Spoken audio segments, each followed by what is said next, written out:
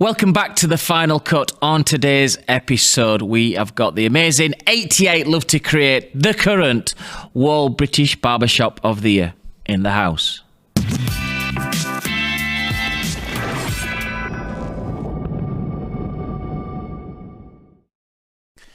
Welcome back to another episode of The Final Cut. I've been really excited. A few months ago up in Telford at Barber Connect, we had our Barber of the Year and Barbershop of the Year.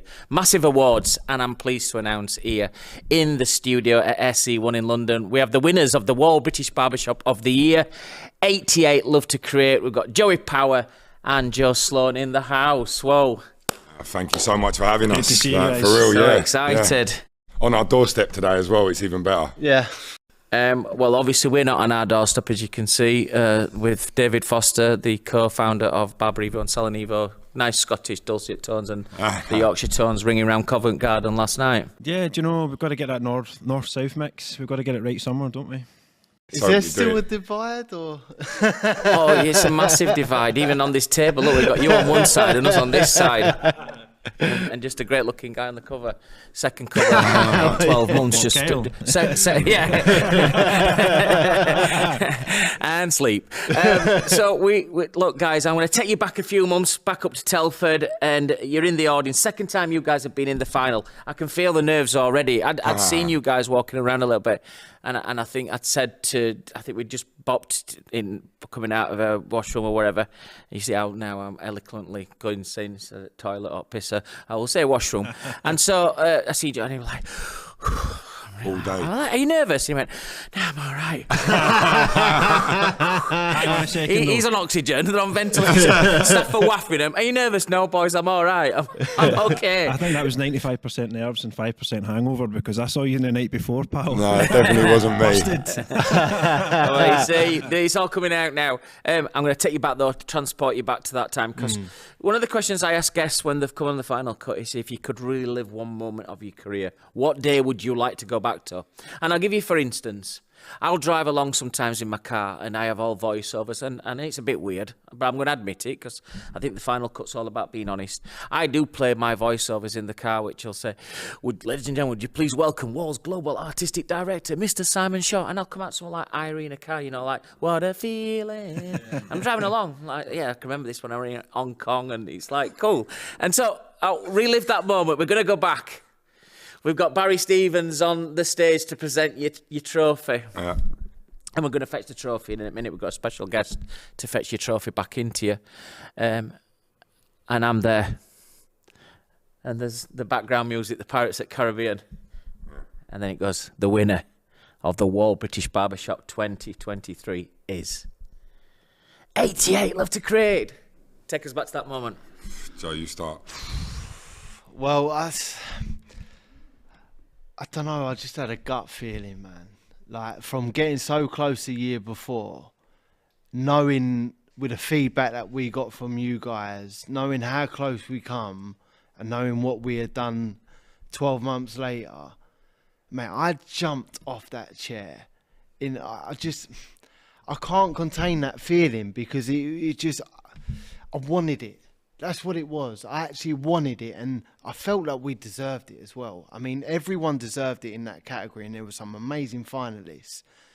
But not just that we deserved it, I felt we earned it as well, because of the work that we put in them 12 months leading up from the last competition that we come so close in to the one that we've just won. Like, yeah. Do you think sometimes, like, things get aligned? Like, the earth gets aligned because... Massively, that's what I believe. believe. You know, if I like just looking at, like, if you're watching, like, football games or tennis tournaments and stuff like that, and you look at the number one shot, he's injured, and you're going into that tournament and you're thinking, wow, this has got to be our year because we've had a storming year. Ruffians are out of it, Hall of Famers. They can't get back into it. You looked at the top five thinking, some of them that's been in there before, well, this is our year. Is that what you thought? That's exactly what I thought, because I just, you know, when you got to listen to your intuition. My intuition was telling me, look, we've done it. This is all the hard work that we've done over the last 12 months.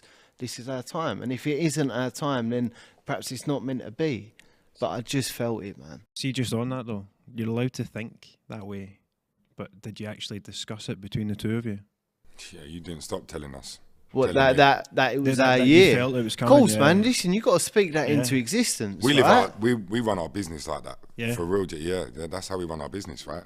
So you'll Not set just on the day. goals, aspirations, but you'll actually talk about it on a regular Yeah, basis every and single speak day. it into 100%. existence. Day, It's night. got to change that yeah. mindset, Yeah. right? I think that's so powerful. A lot of folk would maybe do the opposite, and they would be, overly concerned about talking about it as if it's not going to happen if I mention it. Yeah, but then they're the people that don't get to where they Yeah. actually want to get to, right? I love that. Yeah, You've got Talking to into make that existence. happen. No one's going to come up to you and go, look, there you go, mate. That's what you want. Yeah, I've got a graph for that. yeah. And the more I'm talking about it, the more work I'm doing on that. The more accountable you are. to Yeah, yourself because you 100%. keep talking about it. I'm going to let Okay, myself down, and I don't want to do that. Yeah. There's power in that. Do you know what I mean? Just talking about, you mentioned that moment, and you just about hit the ceiling, but it was such an organic moment. It was such a legitimate moment. And I think everybody that was there watching it, because of course when the winner gets announced, everybody congregates over to the stage. But I think everybody there, even people at other booths, everybody stopped and everybody knew what was going on and everybody could hear it. And it was such a real moment, that way. Like, especially with like award ceremonies and events, sometimes there's a bit of falseness sometimes, but it was so genuine. I think no matter whether it's Barber Connect or Salon International, everyone knows Sunday 3:00 something big happening. Yeah. So they all wait for that moment of that day. So no matter what you're doing, you're clock watching. It's now 2:30. All right, cool. We start That's right. making our way to the stage. And that's- that's it's almost like the even main- talking about it.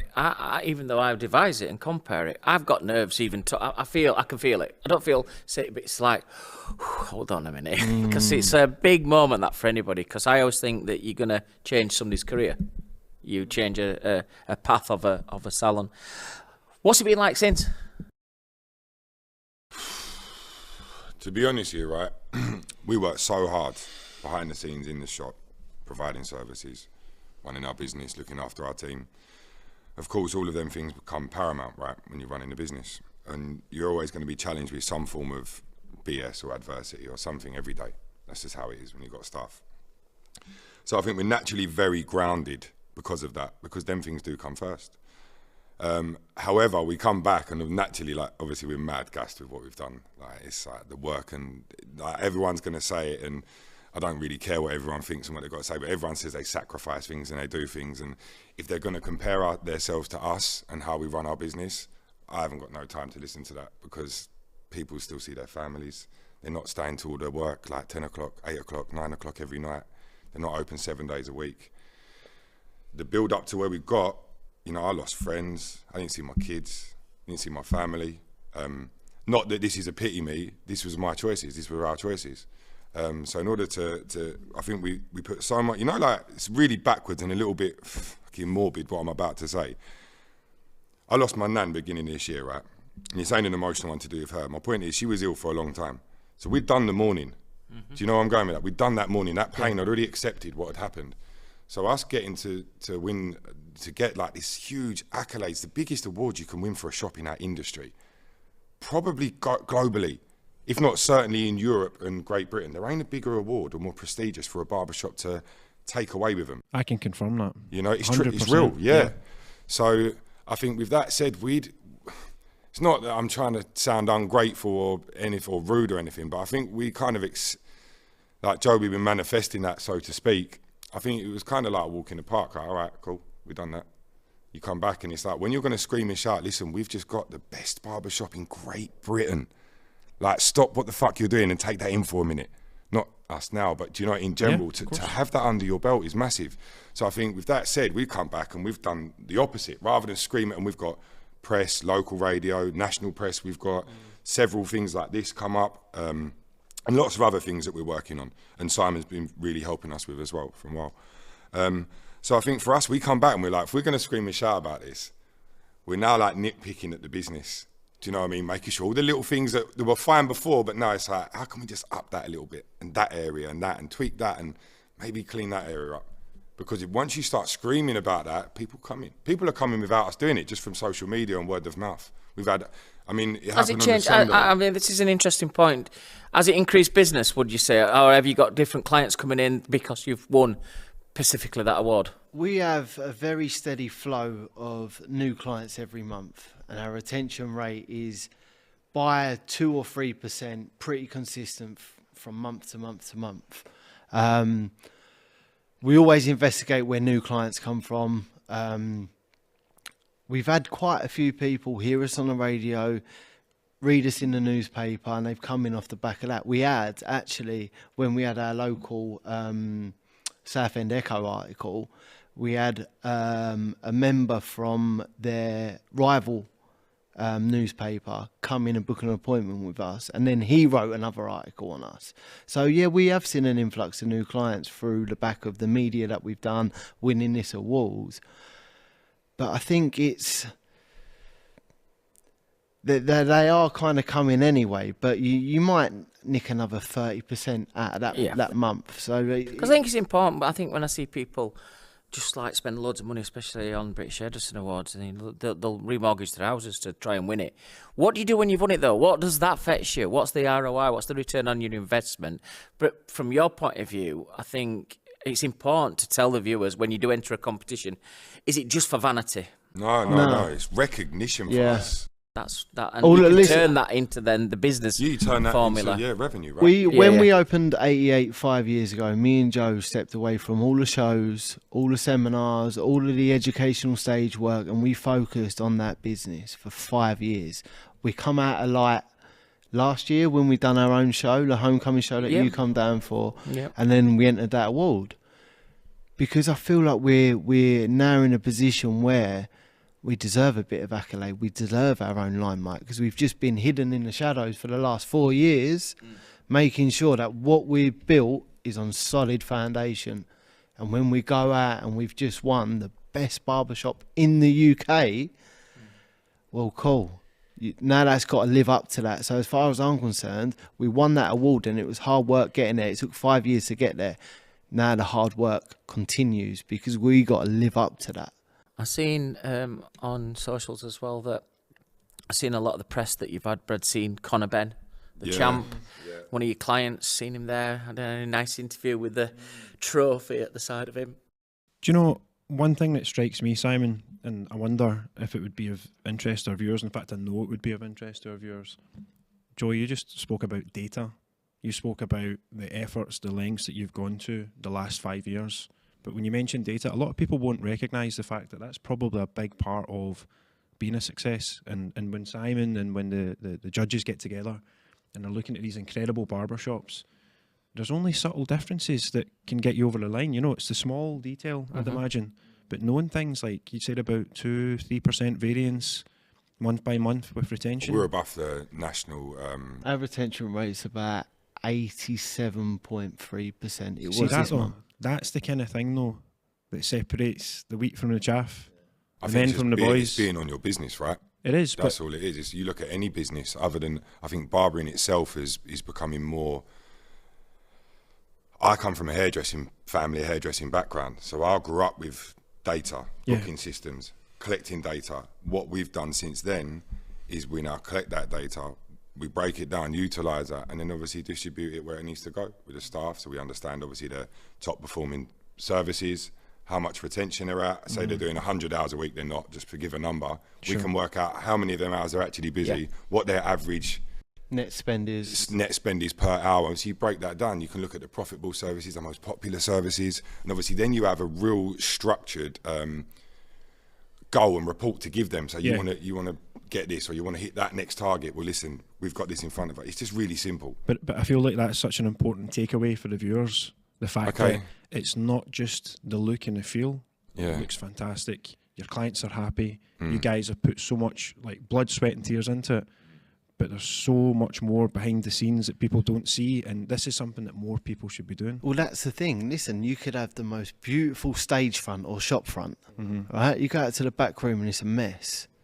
All right, that's just smoke and mirrors what goes on at the front. Of course. But if your back room's messy and you don't have a clue where this is and that is, it don't flow. And then guess what happens? That drips into the front of the shop. Aye. Do you know what I mean? Then things start getting inconsistent in the front of the shop, and then guess what? you start losing clients. I think one of the judging processes with that is it's not just about, like you've just said, one particular item of the barbershop or the barber of the year. It's like how many boxes Exactly. do they tick consistently, 7s and above. I think this works with the British Hairdresser of the Year as well. You might have 1 or 2 people in that category that the judges give top marks to. But the ones that normally win it is the ones that the judges have not probably ever, not one of them got top marks, but they all got in the top and collaborate it all together. That would be then the winner of the British Hairdresser of the Year. I think same with the Barbershop of the Year. You tick so many boxes. And you listen to the feedback of secret shoppers and our feedback and then put that into action. And when Your you do feedback that, last year was incredible. when you did that, you're doing your show, your homecoming show that you did, a little bit more work in community, charity, putting all that together does really help. And I think for us, it's not just about winning. I think while we're on it, can we have a look at this trophy? Can we fetch the trophy? We've got a special guest as well. Take you back into Telford on that day, and we asked the CEO of the Fellowship to fetch your trophy on stage and present it, but directing from Poole, he specially fetched the trophy in with Secure Call this morning. We've got Barry Stevens here. Hey, good to see you, Barry. Good morning. How are you, man? Let's just have a quick look at that. We'll put it here because I think the viewers will appreciate that. That is the best view that they've had on the final cut over season 1. Season 1. I'm still here, guys. You can see. Do you know, Simon, it's a worry because the jokes are better already. It's better looking. Have we got a replacement for season 2? Oh, God. So, look, I think sometimes you do not realise until you see magazines, and if you're at Barber Connect or at Salon over the years, you see how big these trophies are. If you've not, it's not till you get it live how heavy, big, and grand it is. It's one of them that you think, I've got to win it. Listen, it's the Champions League. You just want it, don't you? It's fantastic. I'm still here, by the way, guys. I'm just silhouetting behind it. But, yeah, question I want to ask, and I think barbershops are out there. Can I just get rid of this for a second? Questions I want to ask is, it's not a secret. I think sometimes business people have the right mix, but the wrong ingredients, or the other way around. When you get it all together, that's superb. People out there are going to, I mean, obviously you want to enter again, so you're not going to give too much away, but what is the secret ingredients? What have you done that you would say, we've done this a little bit more this year, just to like push us over that line, or it's all clicked together?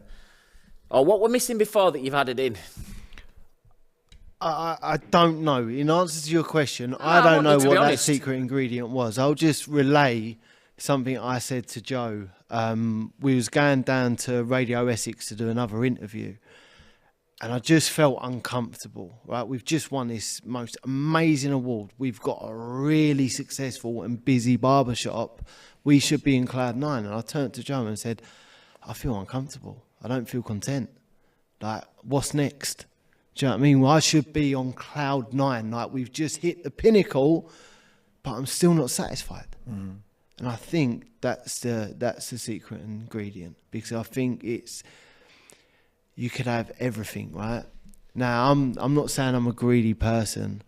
I'm a very driven person, and we've just won this. I ain't going to stop until I've got a Hall of Fame recognition, mate. And I think that's the difference. Did you realise when you set these awards up that not only was it recognition for people that have really put the hard graft in, but actually on top of that, it was additional pressure, because just as Joey said, they have to then continue to grow and build. I think if you look at past winners of both competitions, you see that sometimes the people who have won it have actually been in final 2 or 3 times. Prior to that, that's a desire. I'll give you, for instance, what you've just said. I remember in 2018, we had our best ever Salon International at Wahl. I think we just launched the Cordless Senior, which is still my favourite clipper, available in all wholesalers across the UK. I've still got mine. I've got my name engraved. You got your name engraved first on 100 to get it, I remember. Barry will be saying, cut that, please. And I remember driving away, and there's a saying, isn't there? You don't learn from winning. And you know where I'm like, I'm a serial winner. I'm the worst loser in the world. I'm not good. But you do learn from it.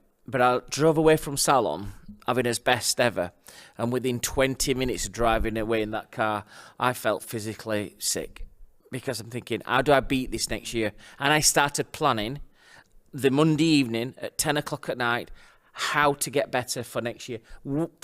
351 days before we'd be back there, I'd already started in my head. Now, most people sit back, buy themselves a nice watch, celebrate, you know, take your partners away, have a little bit of a celebration meal. None of it. I couldn't relax because, like you just said, I didn't feel. I've got this feeling that if we don't recreate that, then you're not as good. And I always, like you've just said there, I always try and compete against myself because I think that's the main thing to do in life, isn't it? I think you're right. I think, but again, that's why these two guys across from us are serial winners. You know, they've got that mentality that you don't want to stop. I think we can back up what you just said. I mean, like, we haven't celebrated. We haven't. No. We've been put back to work, planning on the next things we're working on. I think to elaborate on the question you asked Joey earlier, we don't, like you're saying about what is the missing ingredient, what is that? Listen, we don't watch any other barbers. We don't follow their Instagrams, we don't watch what they're doing. With the greatest respect, and I think everyone's super talented and got amazing shops and amazing businesses, but don't give a shit, because it's not affecting, and that's not me being rude or assuming that we're higher up or better. It's irrelevant. It's just not affecting us. Why would we get inspiration? We're never going to get inspired from what other people are doing to match what we do. That's not who we are. That's not how we're chemically built up. Do you know what I mean? We're not going to go and steal ideas and that. And I know that it's easy to say that, but you've only got to spend probably like 3 days with us to go, actually, yeah, there is something a little bit different here. So you stay in your own lane? Yeah, or run across fields and find a lane. I don't know. Do you know what I mean? But we just try and do something that we believe in rather than what's happening. Sure. And I think that's where the passion comes from, right? That's where the missing ingredients you're asking, what are they? I think it's in an area that you've just got to go and find. I don't think anyone could sit and say, because it's such a custom, bespoke, personal thing, isn't it? What's going to make you differentiate your skill set to the next guy, who are both equally fantastic. Is that, what is that missing thing? I don't know. I think that's... I'll tell you what this does do. If you look at Andrew Cannon and the team at Ruffians, it's made them consistently the sharpest business for about 5 years, because every year they wanted to win it. So every year, like you said, there's just like little bits, got to tweak it all the time, listening to like adding to your retail areas, putting different services in. So I think it just consistently, unless you think I've won it once, that's me, because some people that's good enough for them. I've done it, but it's then I want it again. I want 3 of them, because that is like ultimately that's the champions of champions. I'll ask you a couple of questions. Joey, first one for you. A little bit off the scale of where we are. We're talking about the barbershop of the year, but what is it in your life that you do that annoys everybody around you? Consistently. Consistently. So it couldn't be any better time. That's all. So I'm in a little bit of a transitional stage right now, right? I want to go into a field and just meditate and do some yoga, right? But listen, there was no secrets. I was a hothead. If it weren't done that way, then why weren't it done that way? It stole my happiness, man. It really did. So that was probably the one thing that, you know, my dad. I'm a mini me and my dad, right? So I started to really realise that, and it had a bit of a negative impact on staff members, people I had around me, and close friends and things like that. So listen, I need to chill out. And that's what I've been on a little journey over the last sort of 18 months. And this is probably the one thing that annoys everyone in the shop, right? But if someone does something minute in the shop, but it pisses me off, and I've got a little 20-minute gap before my next client, I'm at that shop and I'm in my car and I'm meditating, because I come back into that shop in a much lighter mood. It don't affect anyone's atmosphere in the shop, and it enhances the vibe. Do you know what I mean? Why am I a gunner? Because you've done something that's peed me off. Yeah. I'm going to kick off at you, and then the atmosphere is going to change in the shop. My clients ain't going to get that happy experience when they walk through the doors of 88. So why am I not going to go out to the car and just do a little meditation for 20 minutes and come in a lighter mood?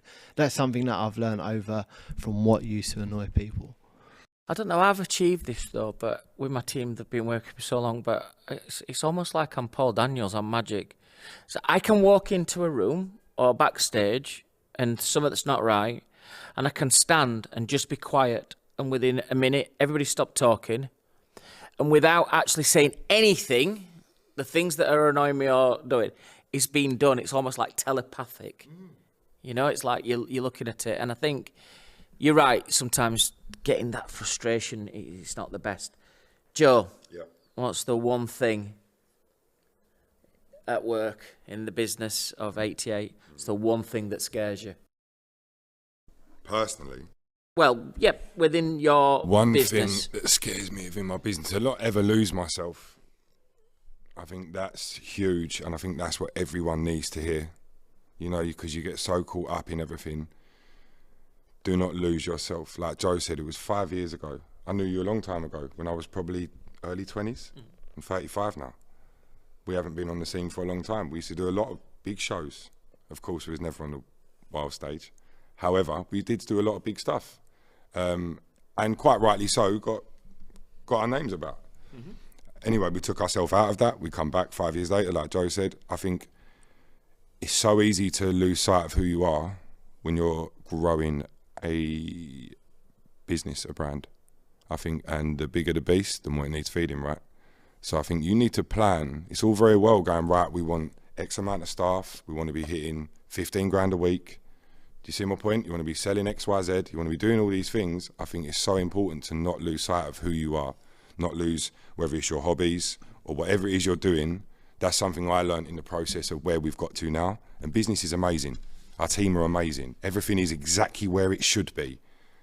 And I think what I learned as of late, especially probably over the last year, was do not lose myself whilst doing this. Do you know, the two of you, in answering Simon's random questions there at the end, the two of you have actually spoke to every single business owner throughout the land. Not just barbers, not just hairdressers, not just owners of shops. Every single business owner that's trying to grow or try to take their business to another level, the two of you have literally just spoken into their soul there without even recognising that you did it. Because everything that you've just said, you said about taking a minute, taking a breather, coming back because you're trying to avoid that domino effect where your reaction or pent-up frustrations causes an issue with one of your team, and then it just sets that, it triggers it all off, doesn't it? All the dominoes fall, the clients come in, they don't have as good an experience, maybe that retention rate starts to, you know, go in the wrong direction. That could be applied to any business in the country. And you've just spoke there about don't lose yourself. You said about the bigger the beast, the more it needs fed. 100%. I feel like you literally just spoke to me as a co-business, business owner. The exact same challenges that we face as a publications You don't business. plan for them, right? You just don't. plan. You don't. The first goal is how do we hit for us as a revenue point, a standpoint, whatever that first number is. If you lose keep going, yourself, and all though, of a sudden you think, wow, we've created this. yeah, We weren't prepared for this. You just have that tunnel vision, don't you? I've Yeah. got to get there. And if you keep working hard, it's like going to the gym every day. You're going to get results eventually.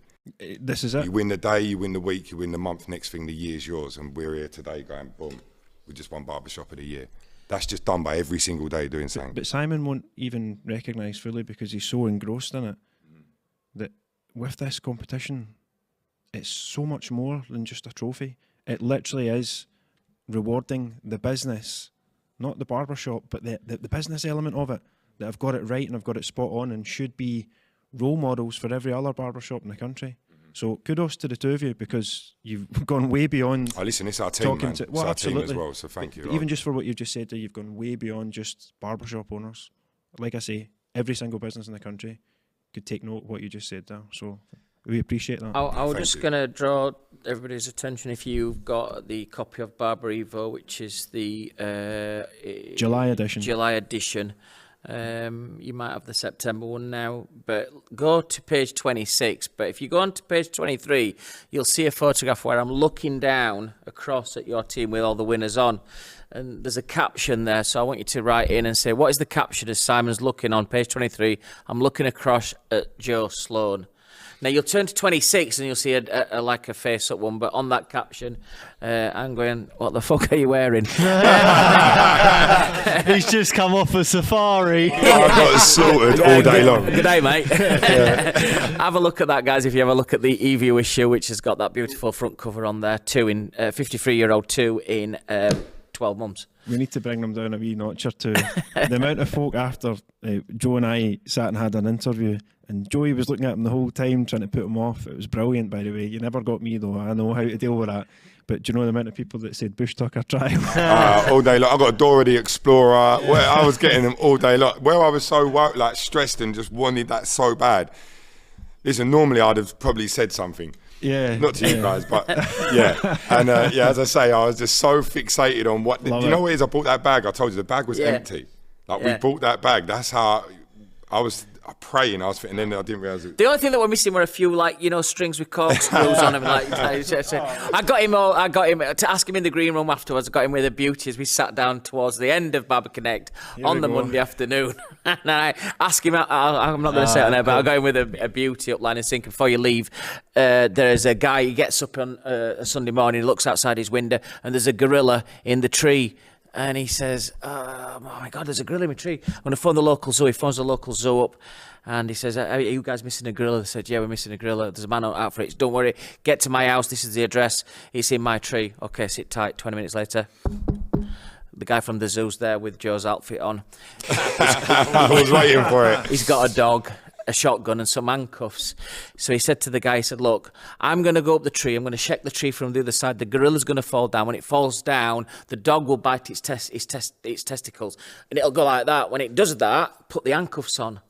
So the guy said, so you're going to go up the tree. You're going to check it. The gorilla's going to drop down. The dog's going to bite its testicles. Hold on to him. The gorilla's going to go like that. And I'm going to handcuff it. He went, yeah. He says, well, what's the gun for? He says, if I fall out of the tree, shoot the dog. Wahl British Barbershop of the Joey Power and Joe Sloan. It's been amazing from 88 Love to Create. It's been amazing for you to come up to the amazing SC1 studios here in London, which is honestly, if you're doing filming for any hairdressing or barbering, this is the studio to use up in London. Pleasure to have you on, boys. I hope that you get entered into the competition for next year. And again, one more time, congratulations. Enjoy your year and enjoy your time on what you're doing. Well done, guys. Thank you, gentlemen. Appreciate having us down here today.